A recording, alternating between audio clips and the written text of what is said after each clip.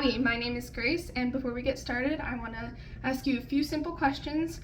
No need to worry, you can answer them right in your head. Don't pull out a calculator or anything.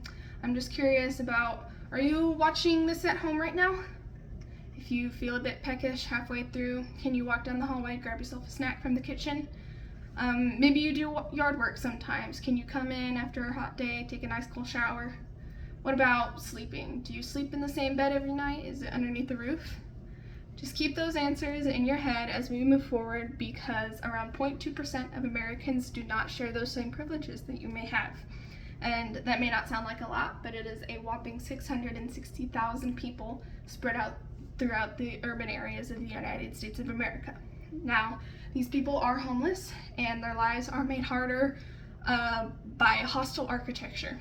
So today I want to inform you about hostile architecture and its effects on the homeless community by comparing first-hand accounts and statistics. More specifically, I want to give you the proper definition of hostile architecture and share some personal stories by affected people, and finally compare some impartial pros and cons about hostile architecture. So, I'm saying hostile architecture quite a lot. What does it mean? The official Cambridge English Dictionary defines hostile architecture as the design of public spaces in a way that stops unwanted behavior. They also provide an example of hostile architecture in the form of spikes in front of a doorway to prevent people from sleeping there. Hostile architecture is most commonly used in urban spaces, and it basically aims to prevent loitering or the sleeping of the homeless population in spaces where that is very much unwanted. So a lot of people are affected by hostile architecture, more than you may think.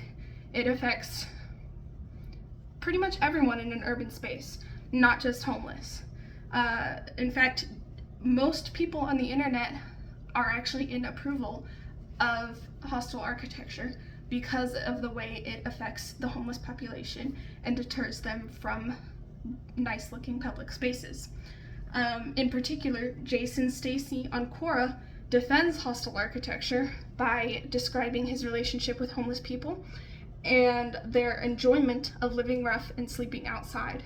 He says that spikes on the street may be the only way to prevent and fight against this indecent behavior in public.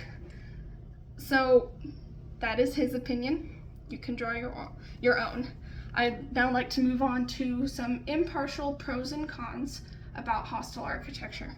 A couple pros are that it does succeed in keeping streets and public spaces clean and clear of human waste and debris. It also does prevent skateboarders from abusing the area for their skating and disrupting pedestrians who may be trying to relax or walk or sit or something, and you don't really want a skateboarder blowing through while you're trying to relax on a nice sunny day. It also promotes less street sleeping. That is homeless people sleeping in parks, on the street, on sidewalks.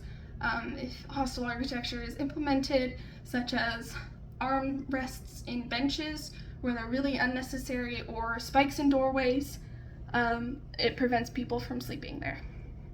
Now, a few cons are that, as I mentioned earlier, it does affect more people than just the mindless drug addicts or rebellious teens of homeless people or skateboarders. It affects everybody who uses those public spaces, and whether you are looking to sit down for 30 minutes or stay the night. Usually when it comes to hostile architecture, those seating spaces are affected and limited because of the end goal. It also, as well as affecting everybody, it affects accessibility, and it lowers or prevents accessibility for those who have mobility issues, such as the spikes on the ground to prevent people from sleeping, or spikes on benches to prevent skateboarders. Wheelchairs are going to have trouble with those spikes, or rocks in the road to prevent cars.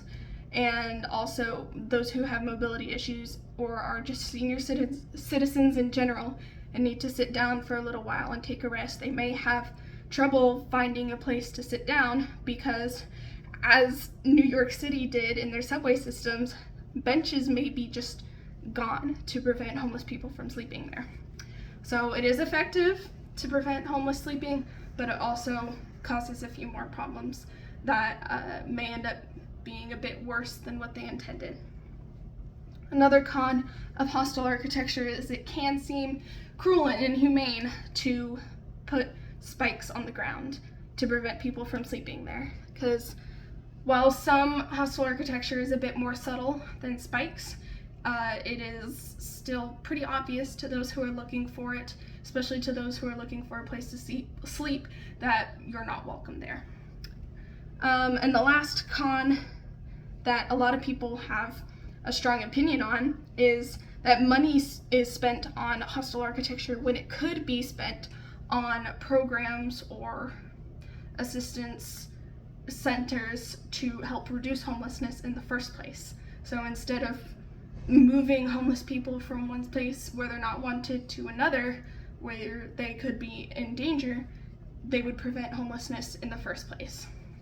Chase_22 on Reddit calls out cities for pouring money into anti-homeless structures instead of actually funding programs that reduce homelessness. A lot of people have a very strong opinion on the money use when it comes to hostile architecture and less on the implementation of hostile architecture itself.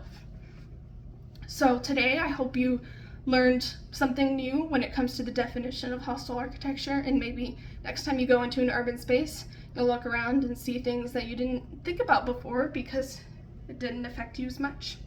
And I also want to restate that this is impartial and I'm just passing on information and knowledge. You are encouraged to draw your own opinions about this matter, and I hope you learned something new. Thank you.